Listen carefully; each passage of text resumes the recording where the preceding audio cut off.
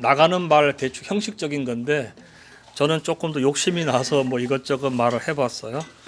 먼저 영화 한 편 볼까요? 예, 트루먼 쇼라고 하는 그죠? 예, 98년에 짐 캐리가 주연했던 영화인데요. 이게 아주 특이한 시츄에이션이에요.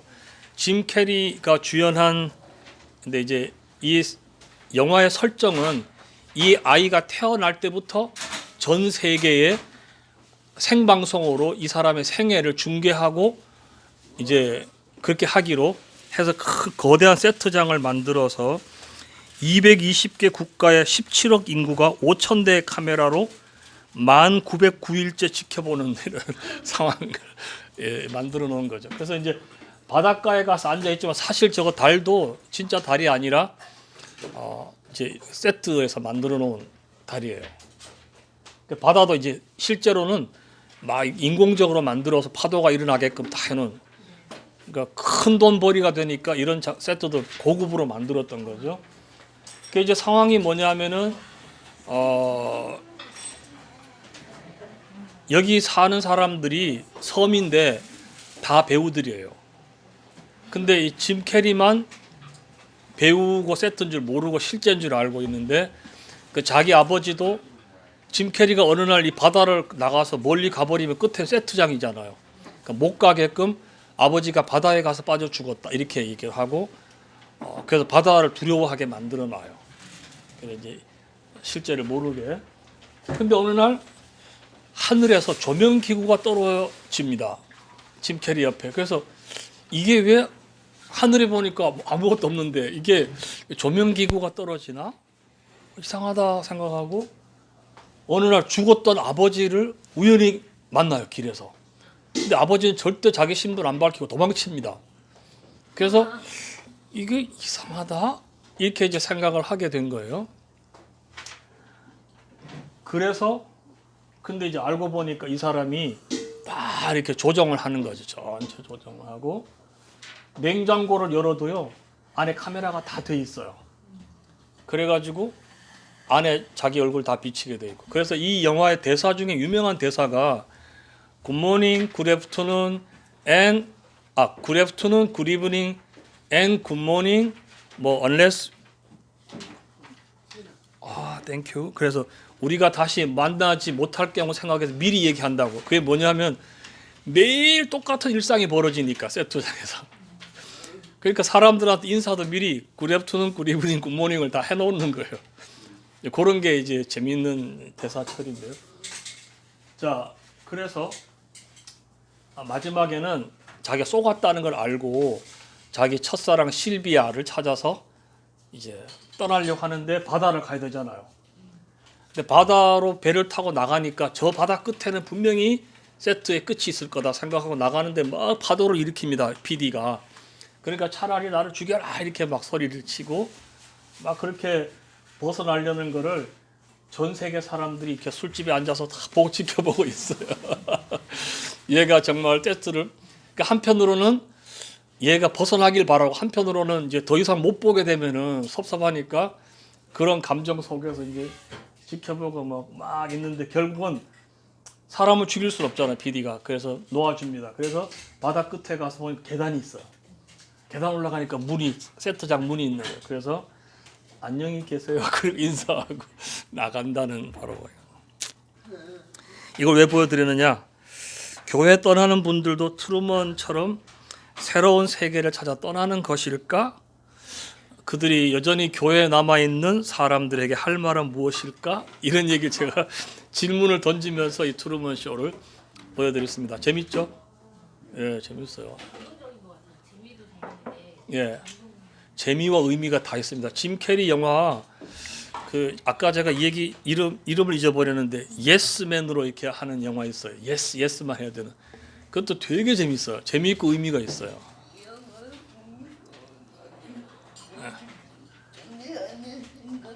예.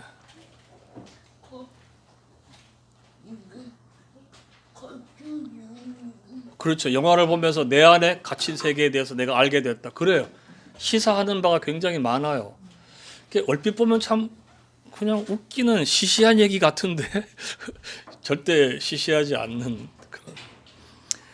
자, 첫 번째는 제가 우물안 개구리가 되지 말자라는 건데, 여기 우물이거든요. 우물 안에서 개구리가 지금 하늘을 쳐다봅니다. 이 개구리에게는 이게 자기의 우주 전체예요. 이렇게 앉아서 딱 쳐다보고 있는 거죠. 이 사진과 이 그림. 여기 우물안 개구리잖아요. 자, 우물안 개구리들의 특징은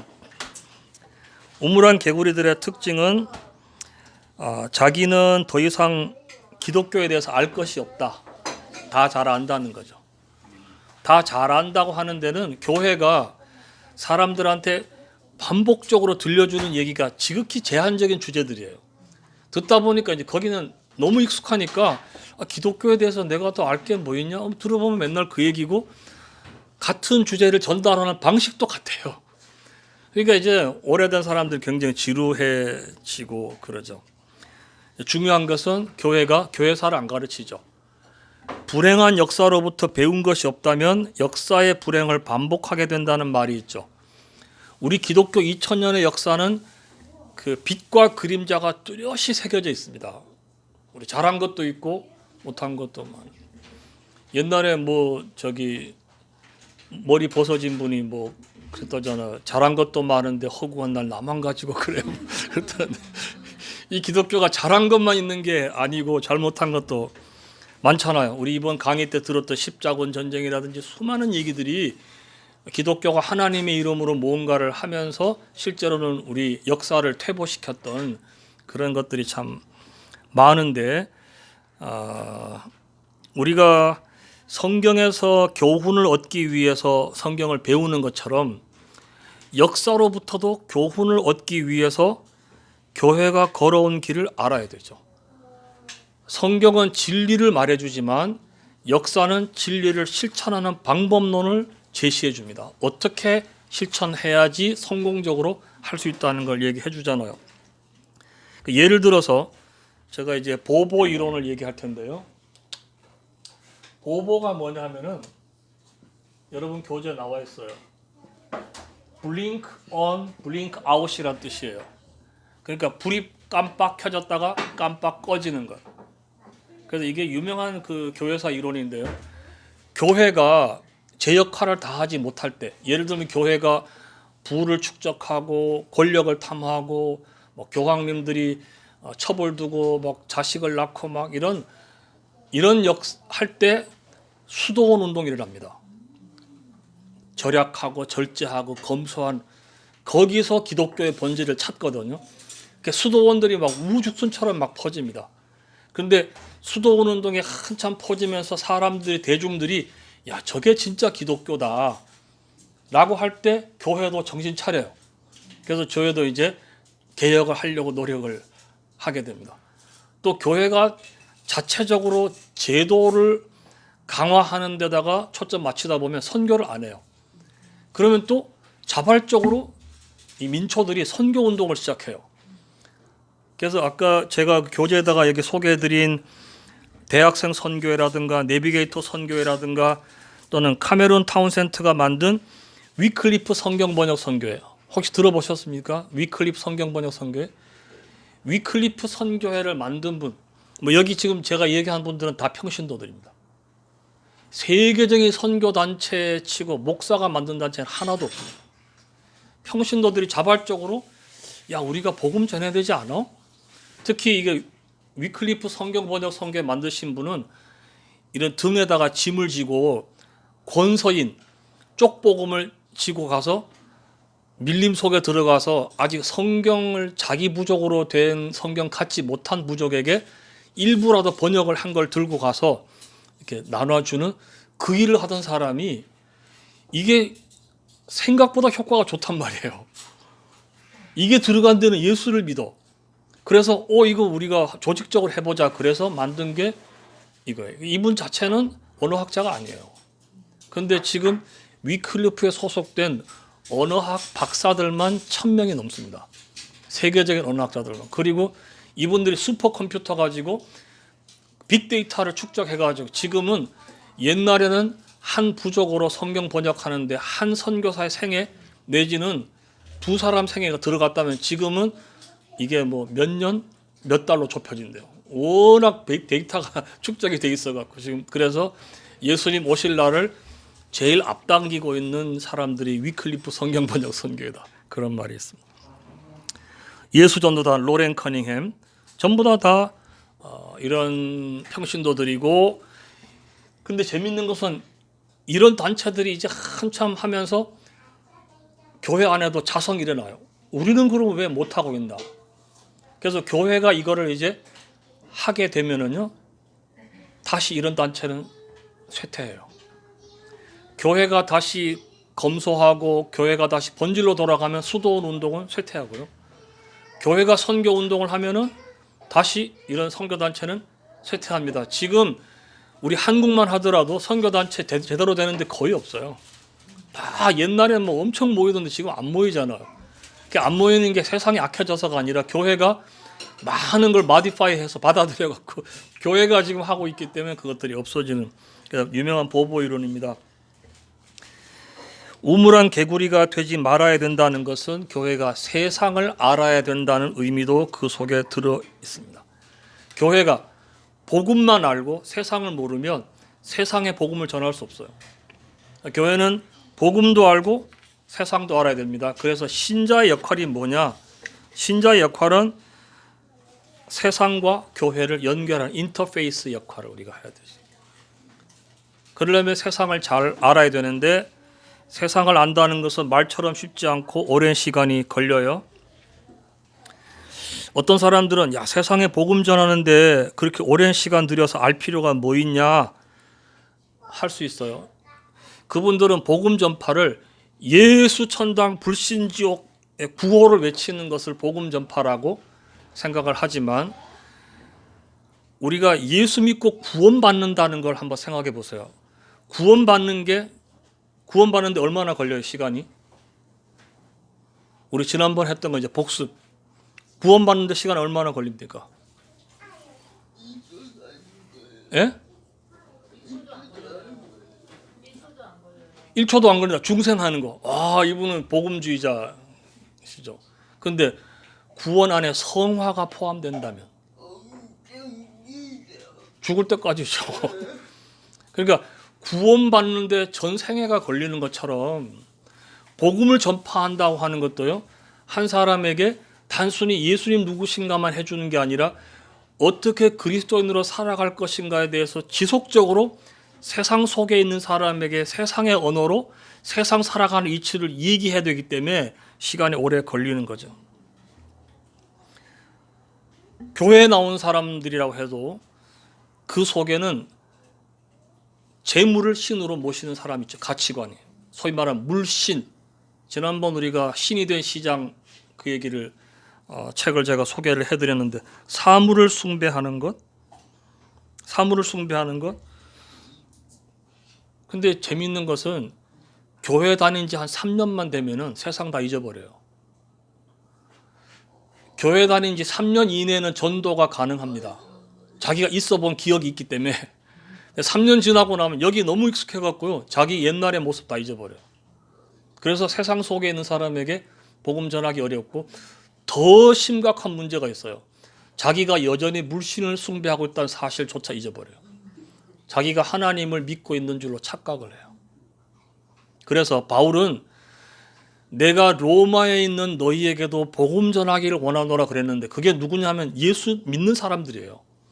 예수 믿는 사람들에게 왜 복음 전해야 될까요? 여전히 예수를 믿어도 복음을 계속해서 들어야 될 필요가 있습니다. 그래야 내 속에 비복음적인 요소를 알 수가 있거든요.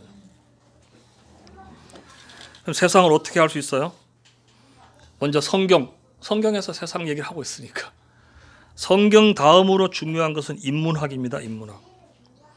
교회 다니는 사람들, 특히 어릴 때부터 다닌 분들은 더욱 인문학에 관심을 가져야 돼요.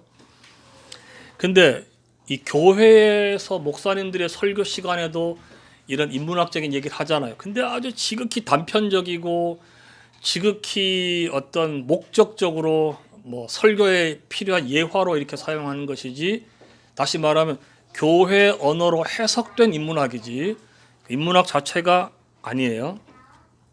우리가 성경을 원어로 읽는 것과 번역판 읽는 것의 차이가 있는 것처럼 해석된 종교적인 언어로 해석된 인문학하고 그 인문학자가 들려주는 인문학하고는 차이가 많겠죠. 그죠? 특히 뭐 신학교 나오신 분들, 저도 신학교 나왔습니다만 제가 이번에 거기다 교환에다가 썼잖아요. 제가 신학교 갔는데 1학기 때 들었던 조직신학 과목이 변증론이에요. 변증론, 어폴로제틱스인데 변증론을 보니까 예수 안 믿는 무신론 철학자들을 비판하는 내용이 나오는 거죠. 왜냐하면 기본적으로 유신론을 변증하는 거니까, 호교론이니까.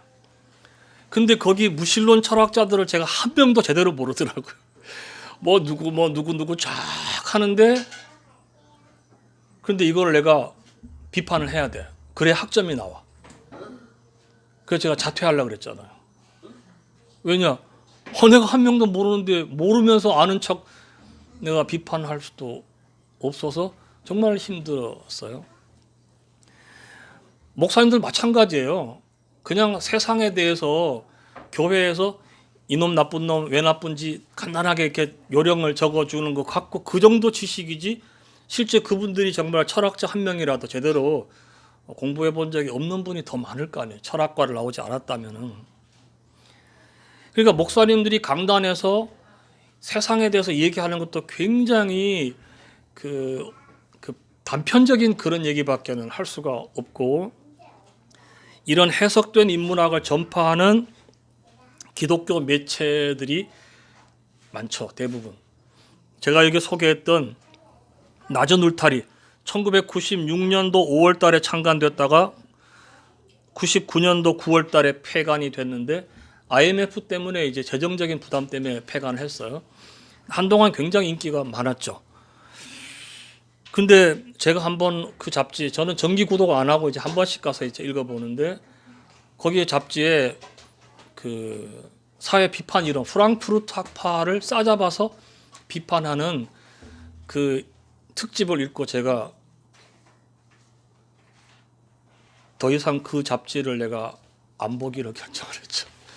왜냐하면 프랑크푸르트 학파라고 하는 학파가 사회 각계 각 분야의 영역에서 그것들을 비판적으로 얘기하는 철학자들이고 에리 프롬도 그 중에 하나, 마르쿠제, 아도르노, 뭐 호르크하이머, 위르겐 하버마스 정말 쟁쟁한 학자들이 이제 그거를 갖다가 편집자 이분이 한 분이 혼자서 다 그걸 싸잡아서 몽땅 다 나쁜 놈들이라고 이거 조심해라고 얘기를 하더라고요.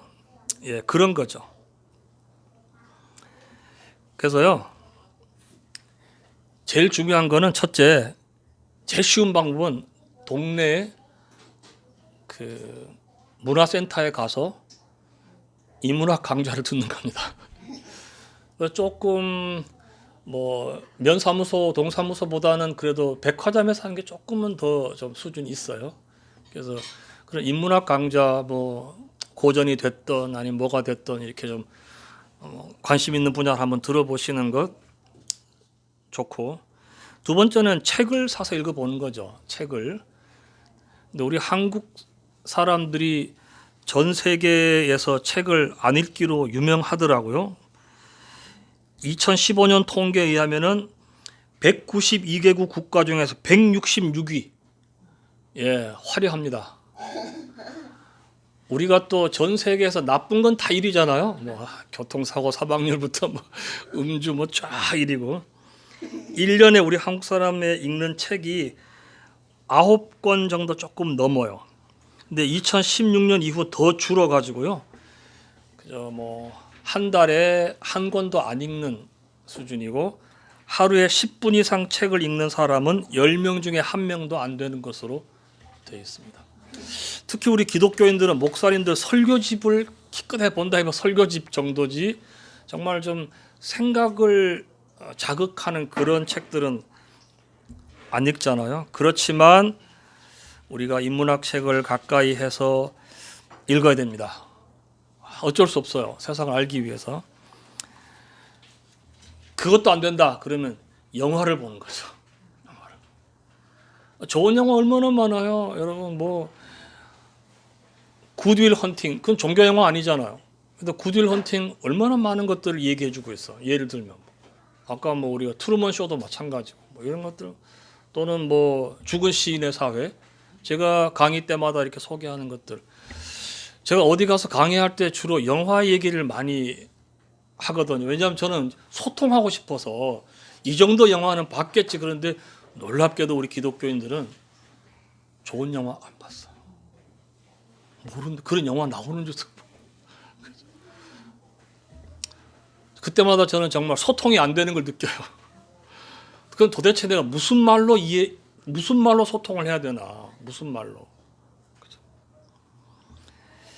우물안 개구리가 되지 않기 위해서는 우물을 벗어나야 되죠. 제가 그냥 오늘 여기 교재에 썼는 내용 말고 다른 얘기를 한번 해볼게요. 어제 그저께 우리 어떤 사람의 선교 목적으로 인도에 있는 어떤 외딴 섬을 갔다가 센티넬이라는 섬을 갔다가 죽음을 당했습니다. 그 부족들은 문명 세계와 담을 쌓고 있고 인도에서도 정부도 가지 마라, 접근하지 마라, 3마일 이내 접근하지 마라 했는데 이 사람은 어부들을 회유해갖고 내가 책임질게 해갖고 그래서 내려갔고 내리기 전에 자기의 뭐 거기 SNS에도 올렸대요. 자기가 예수님은 너희들 사랑한다 뭐 해가지고 자기가 한번 외치고 왔다고 그 또 외치러 갔다가 잡혀서 뭐 어느 기사에 의하면은 창을 21군데 찔려갖고 죽었고 그 시체를 바닷가에 그냥 던져놨대요. 근데 문제는 시체 가지러 못 간대요. 그들이 몇백 년 동안 이 문명 세계와 격리되어 있기 때문에 문명인이 가는 순간 그들은 우리는 익숙하게 내성이 있는 그 병균에 감염돼서 멸종할 수도 있대요. 그렇기 때문에 정부에서 못 가게 한 거예요. 가지 마라. 제가 자주 말씀드리는데 우리 기독교인들이 복음 전하를 이 사명에 너무 충실한 나머지 내가 그들과 접촉함으로써 발생할 수 있는 그 다음 문제에 대해서는 생각을 하지 않는 것 같아요. 그러니까 이 사람이 미국 사람이고 엘레바마주 출신인데 자기 SNS 글에 그렇게 썼어요. 하나님 센티넬 섬에 있는 그들이 사탄의 마지막 요새입니까? 제가 가서 그들에게 복음 전하겠습니다. 사탄의 마지막 요새로 세계관이 그렇게 돼 있는 거죠. 네. 최근 지금 한 일주일밖에 안 됐습니다. 일주일.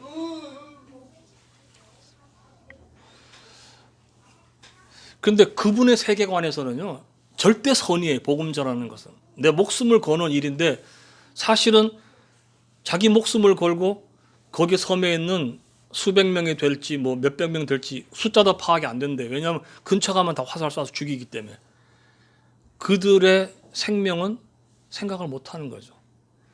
남미 사람들이 스페인에게 망한 게 스페인 사람들이 갖고 있던 인플루엔자 때문에 망했다 그래 죽었다 그러잖아요.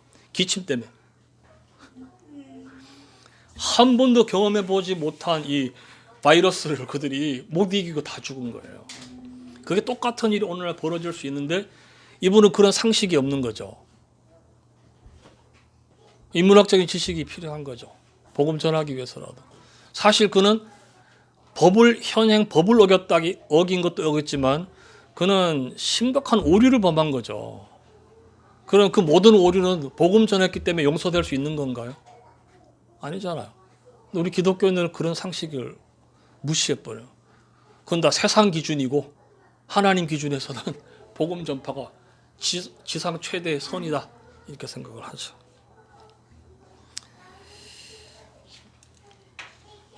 그런 이분법적인 사고방식은 신자들의 현실 참여에 나타나죠. 대통령 탄핵, 와 우리 딱 둘로 갈라지잖아요. 그죠? 갈라져.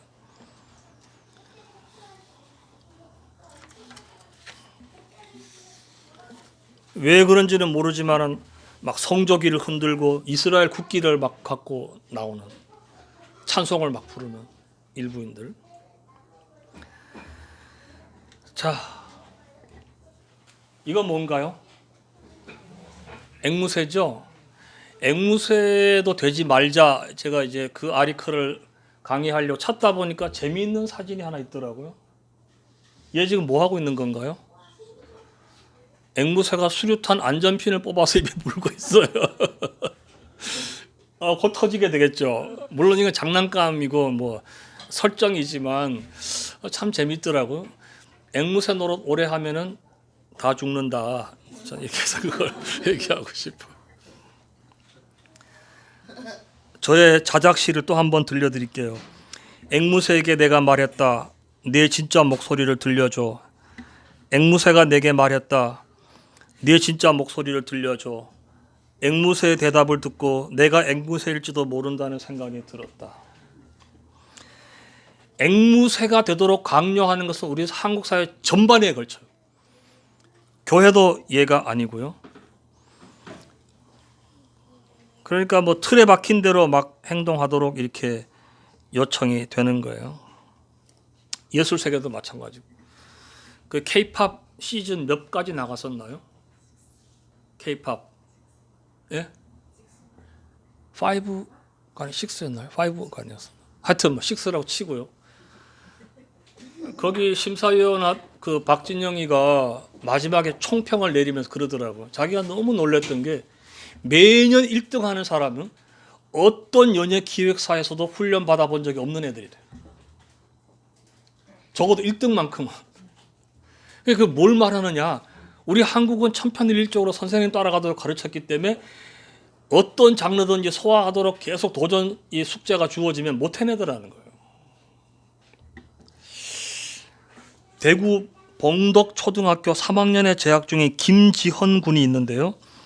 2011년에 이어서 창작 작품 대회에서 2년 연속 전 학년 우수상을 받았어요. 최우수상 1등. 그런데 이거는 집에서 만들어 가서 상 받는 게 아니라 학교에서 딱 주어진 자료 갖고 해야 되니까 이거는 야로가 있을 수 없는 거죠. 그래서 이제 상을 2년 동안이나 최우수상 받아오니까 집에 식구들이 물었어요. 어떻게 너는 그렇게 할 수 있었냐니까 요사이 그런 창작 활동 가르치는 학원이 있는데 저는 거기 가지 않아서 1등 했어요. 이렇게 말했대요. 예, 저의 자랑스러운 조카 손자입니다.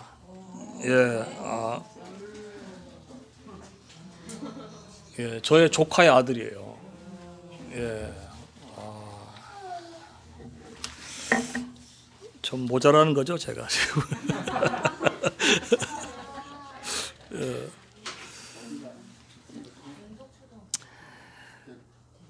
자, 중요한 거는요. 틀에 박힌 대로 생각하는 사람들은 자신의 틀에 맞는 견해만 또 받아들이려고 해요. 이게 계속해서 이렇게 서로가 왔다 갔다 하는 게 목사님은 틀에 박힌 사고를 강요하고 훈련된 사람은 목사님이 절대 틀에 박힌 얘기 아닌 거는 하지 못하게 또 요청해요. 자기 편하게. 그냥 계속해서 그 속에서 그 나물에 그 밥으로 계속해서 돌아갈 수밖에 없는 거죠. 제가 지난주도 말씀드렸습니다만 제가 성경 강의하다 보면은 목사님 믿음이 흔들려요 그렇게 말하는 분이 계시잖아요. 믿음이 흔들린대요. 나는 역사적인 지리적인 언어적인 사실을 말했는데 그분은 믿음이 흔들리고 있어요. 그 믿음은 확인되지 않은 전승에 기초한 믿음이죠. 제가 어디서 강의할 때 이런 말까지 들어봤어요. 목사님은 천국과 지옥을 믿습니까? 그러니까 자기들이 알고 있는 어떤 부분적인 것이 안 맞으니까 근본적으로 너 예수 믿어? 이렇게까지 모욕을 하더라고요, 저를. 너무 놀랐어요.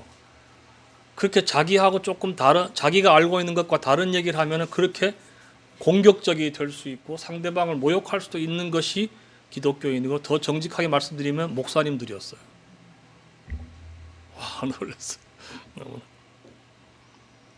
앞으로 목사님들한테 다시 설교 안 하려고 그래요. 제가. 이런 신자들의 태도는요, 반지성주의적 풍토 영향을 받은 것이고요. 등등등. 저는 너무나 가슴 아픈 게 목사님들이 성경 해석을 하고 설교를 할 때 그 설교 자체를 마치 성경과 같은 수준의 권위로 받아들이도록 요청하는 거죠. 이거는 망발이고 신성모독입니다. 어떤 성경 해석자의 그 해석도 성경 자체와 같은 권위에 있을 수가 없죠. 우리는 일부분적인 상대적인 것 뿐이잖아요. 많은 분들이 다른 사람 설교를 복제합니다. 참고하는 게 아니라 그냥 통째로 사용해요. 비서를 통해서 대리로 작성하는 건 아주 애교에 속하고요. 공공연한 비밀은 설교 공장에서 전달되는 설교문을 많은 교회 목사님들이 똑같은 주일날 똑같은 설교를 하십니다. 어떤 데는 돈을 받기도 하고 어떤 데는 비영리 단체에서 보내기도 해요. 이미 이건 오래전부터 있던 일입니다. 쫙 가면 쫙 하세요. 뭐 작은 식당을 폄하할 마음은 없지만은 공장에서 배달되는 음식을 데펴주기만 하는 음식점들 있죠. 예, 뭐 찌개 뭐 이런 것도 그냥 다 만들어 오면 그냥 딱 데피기만 하는 거.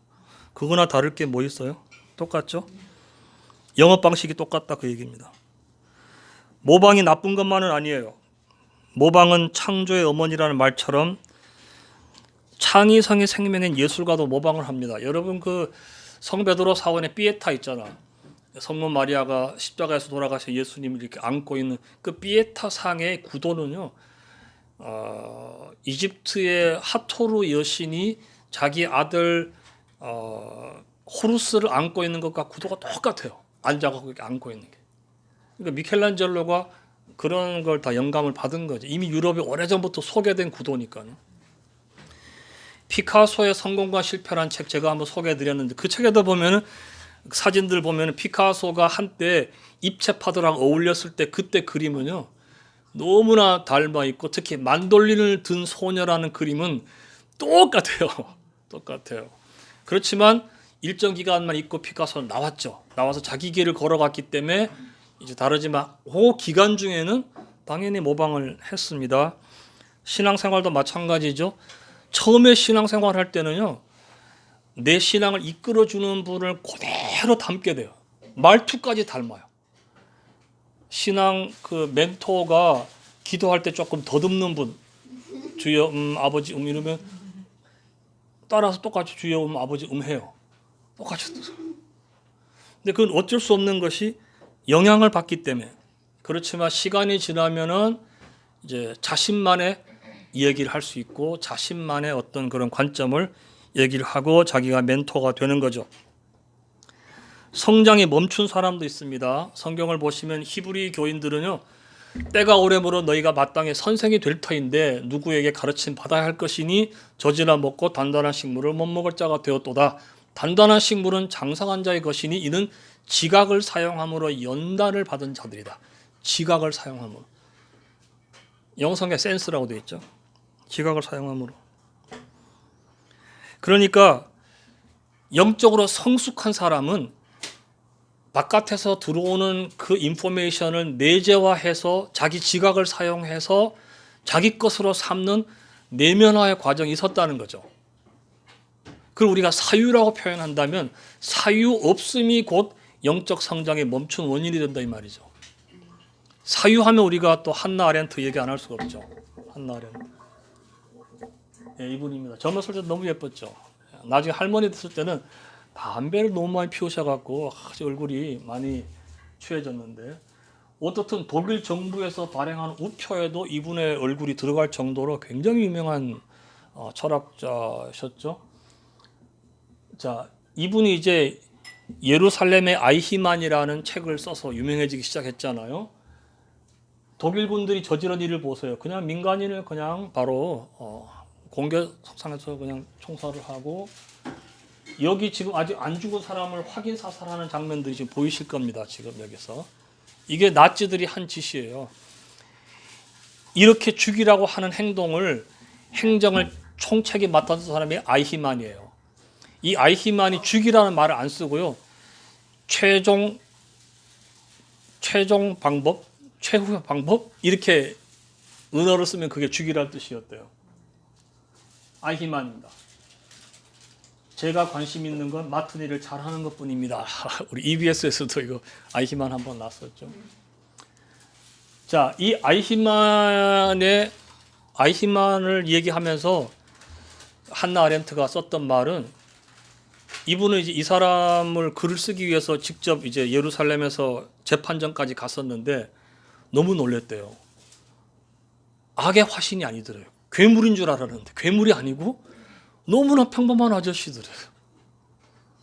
그래서 이 사람은 예루살렘의 아이히만이라는 그 책의 부제를 악의 평범성에 관한 보고, 그래서 A report on the banality of evil 이렇게 썼어요. 악의 평범성에. 악은 너무나 평범하더라. 사유하지 않는 것. 그래서 이제 법정에서 이 사람에게 계속 질문하면서 당신은 양심의 가책도 없습니까? 당신에게 양심이 있습니까? 예, 있습니다. 그 양심이 뭡니까? 저는 맡겨진 일에 책임을 다하는 것을 양심이라고 생각합니다. 그러니까 그 사람이 말하는 양심은 우리가 말하는 내가 어떤 일을 하려고 하는 그 대상의 입장에서 내가 하는 행동을 보는, 내 행동을 객관화된 시선으로 보는 의식이 아니고 주어진 명령을 최선을 다해서 수행하는 나의 성실함, 그것을 양심이라고 말을 하는 거죠. 오늘날에도 이렇게 진영 논리에 함몰되어 있는 사람들은요, 상대방을 서슴지 않고 공격할 수 있고 막 이렇게 할 수 있는 것도 이것은 옳은 일이라고 생각을 하기 때문에 그걸 당하는 사람 입장에 생각을 못 해보는 거죠. 그래서 한나 아렌트가 이렇게 썼다가 동료 유대인들한테 절교를 당했어요. 지식인들한테. 너는 왜 아이히만을 괴물로 취급 안 하니? 너는 안 밉니 걔가? 근데 아이히만을 안 미워한 게 아니라 이 사람은 학문적으로 볼 때 아이히만이 특별히 나쁜 놈이라 하면은 그 사람에게 책임을 다 돌리고 나머지 사람 책임이 없잖아요. 그게 아니라 이렇게 생각하고 행동하는 사람 모두의 책임이다 이거는. 그 얘기를 하려고 좀 더 큰 의미로 얘기를 했는데 유대인 지식인들은 아직 그놈은 죽이려면이라고만 해야지 이제 직성이 풀리니까 막 절교, 유명한 사람들이 막 절교해 버렸어요. 뭐 조금 다른 얘기입니다만은 아우슈비츠 이후 현대 문학을 어디로 가야 하는가, 우리 한국 분이 쓴 아주 얇은 책인데 진짜 잘 썼어요. 문학 평론인데 여러분이 유대인들이 쓴 거 있죠. 엘리 위젤이나 이런 유대인들이 잘 알려진 사람들의 글을 보면요, 자기들은 이분법입니다. 우리는 피해자고 너희는 가해자니까 너희는 영원히 우리한테 보상해야 돼. 우리는 책임 없어 이 사건에 대해서. 그 얘기거든요. 그러니까 그렇게 이분법을 쓰지 않는 유대인들은 맹공을 합니다. 이 사람들이.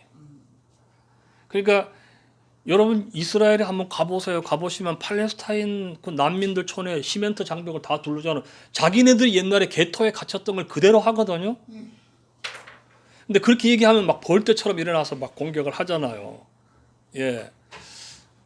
그런 거를 우리가 좀 진영 논리를 좀 극복할 필요가 있는 것 같아요. 무사유는요, 교회에서 비판적 사고를 허락하지 않고요, 종종 내거는 표현이 바울이 로마 교회에다가 우리가 한 입과 한 마음으로 하나님께 영광 돌리자. 한 마음과 한 입이면은 두 소리가 나오지 않아야 된다는 걸로 해석을 하는데요. 한 마음과 한 입은 다른 여러 의견을 수용하는 조화로서, 하모니로서의 한 입이 있을 수 있고, 하나는 모든 다른 의견을 다 배제하고 하나만 살려놓는 승자 독식의 유니피케이션이 있어요.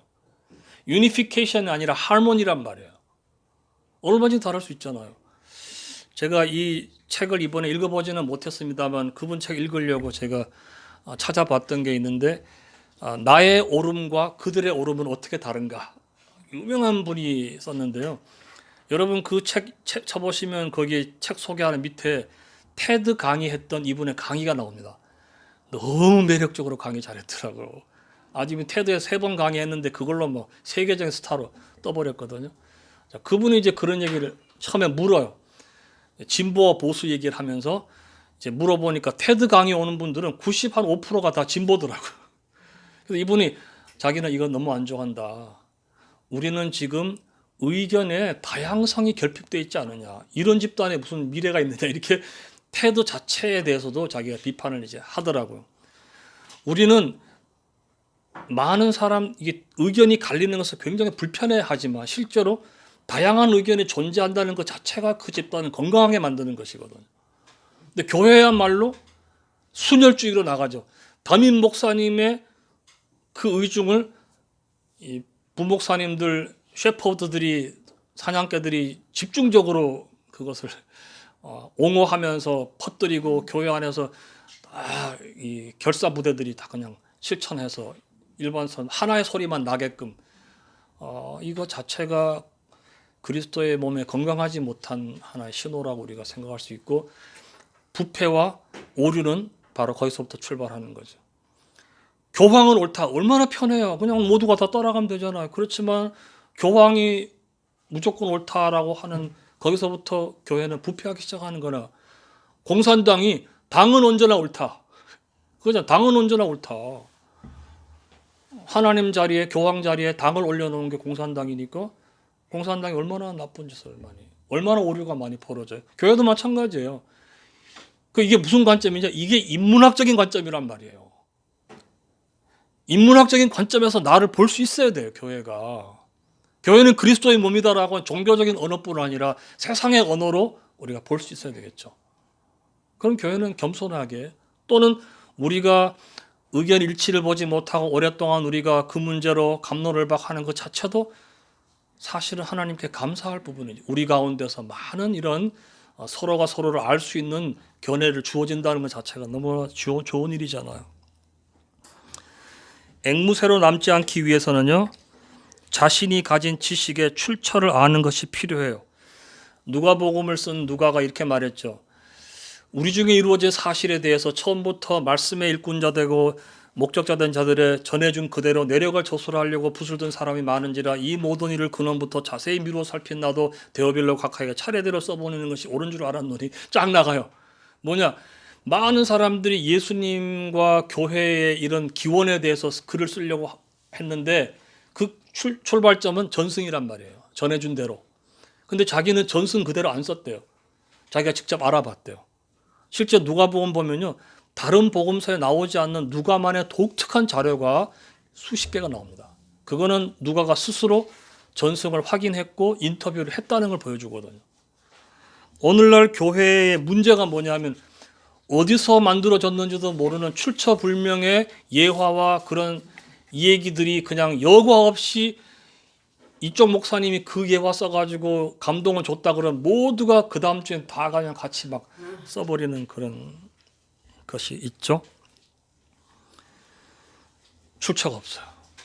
성경 공부 가르칠 때 가보면은 작년에 제가 가서 절대 이건 사실이 아니니까 이렇게 하지 말라고 해놓으면 1년 뒤에 가보면 다음 강사가 와서 또 그렇게 말을 해놨대요. 1차 자료를 읽을 능력이 없는 거죠. 또는 내가 읽고 있는 이 자료가 출처가 어디서부터 온 것인지에 대해서 성실하게 찾아볼 마음이 없는 거죠. 그런 훈련이 안 돼 있어, 신학교 다닐 때. 안 돼 있으니까 그냥 어차피 목사님들이 대부분 목사님들이 각주 달 일이 뭐 있겠어요. 그러다 보니까 그냥 출처 소개하지 않고 막 하는 버릇이 돼가지고 그냥 막 하는 거예요, 다들. 그러니까 앵무새죠. 앵무새가 앵무새를 낳고 앵무새를 낳고 모두가 다 앵무새가 되는 거예요. 앵무새들은 두뇌가 없어요. 수류탄 안전핀 뽑아서 물고 있을 수 있어요. 터지죠. 성찰해야 살아남습니다. 성찰이라는 것은요, 메타인지거든요. 메타코그니션.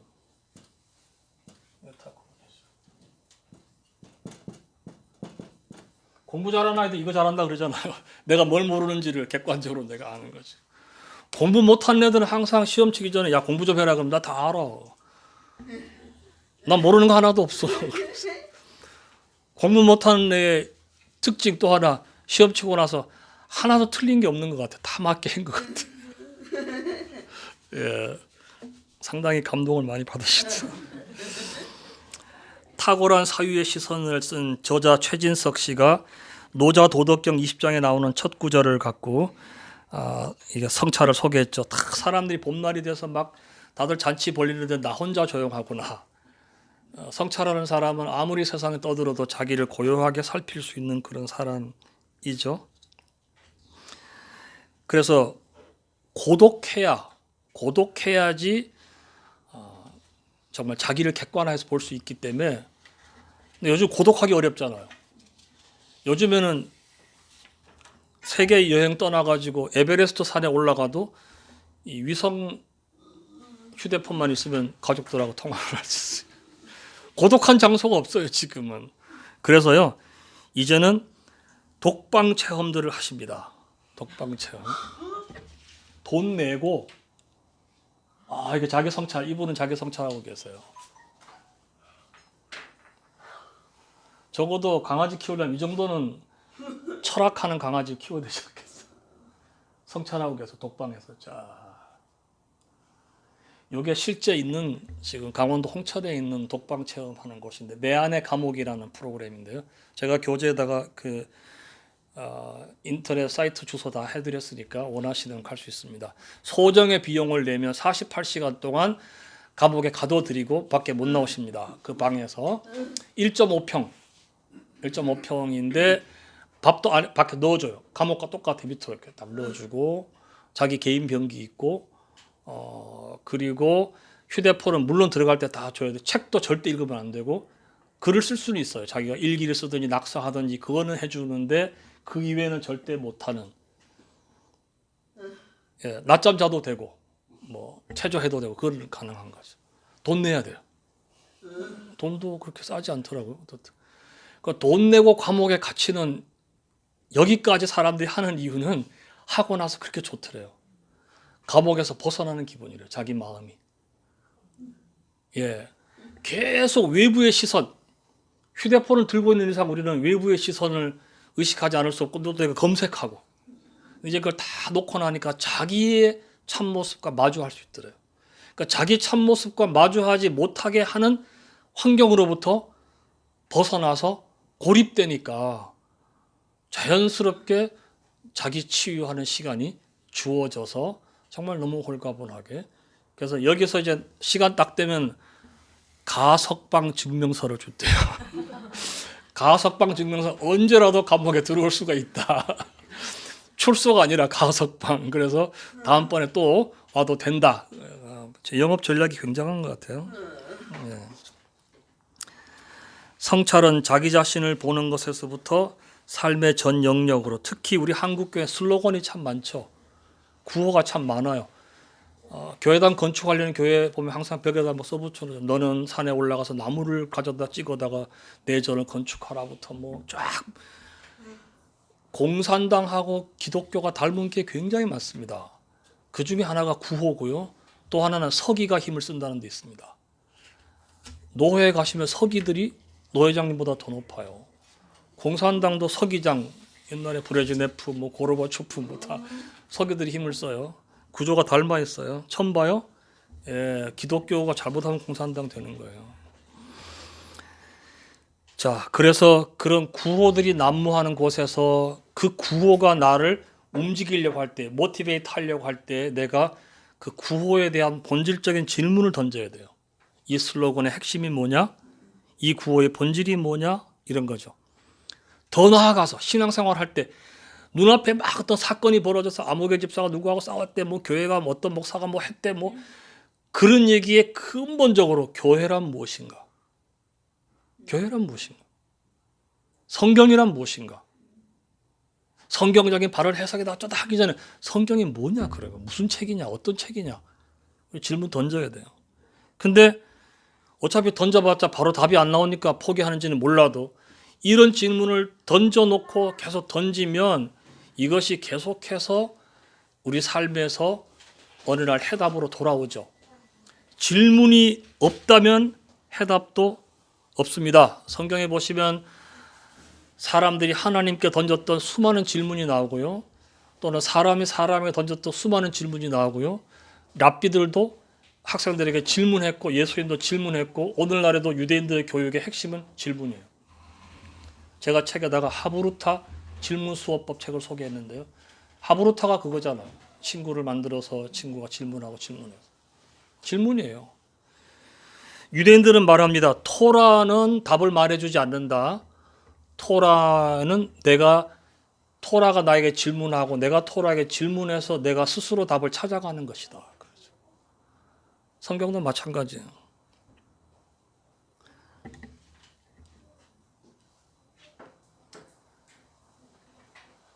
교회 떠난 사람들이 남은 사람들에게 부탁할 것이 있다면 자기와 같은 사람 나오지 않게 해달라는 부탁이 아닌가 생각해요. 그것은 바로 교회 현재는 남아있지만 다음에 떠날 사람이 바로 우리 자신이 될 수가 있기 때문에 우리가 남은 이가 생각할 점은 본질을 우리가 추구하고 본질에 대한 것을 답을 얻어야 되는 것이라고 생각을 합니다. 저는 이렇게 질문을 던져봤어요. 마지막으로 언제쯤 어떤 방식으로 한국교회 신자들이 종교와 삶의 균형을 찾을 수가 있을까? 오늘 여기까지 하겠습니다. 감사합니다. 수고하셨습니다.